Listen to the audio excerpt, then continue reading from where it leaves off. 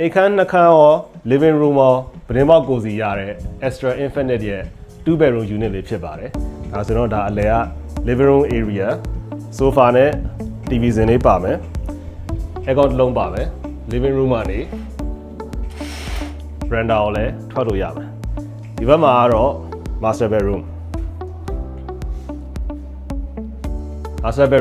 ကိုပိုင်ပတင်းပေါက်ရှိမယ်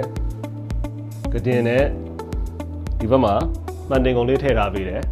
aircon တစ်လုံးပါမယ်ဒီဘက်မှာဝတ်စားပြီးတော့ဒီဘက်မှာတော့ master bedroom နဲ့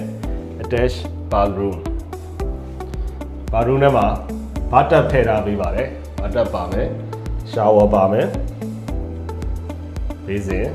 toilet နော် medicine cabinet ပါမယ်ဒီဘက်ချမ်းမှာတော့ bedroom 2ရှိမယ် bedroom 2အတွက်ကတင်ရဲ့ website တွေမှာတစ်ချမ်းပါမယ်ဗီဒီယိုတစ်လုံးဒီမှာဝတ်စားဗီဒီယိုနဲ့ဒါကတော့ common toilet ကိုအိမ်ခန်းလေးရလည်းဝင်လို့ရမယ် hallway ရလည်းဝင်လို့ရမယ် toilet တစ်စုံစာပြည့်စုံပါပါမယ်ဒီဘက်မှာကတော့ L shape kitchen basin ဆိုရင်ဒါနှစ်ကန် basin ဖြစ်သွားပြီ stove လည်းကြီးသွားပြီဒီပေါ်မှာ pot ပါမယ်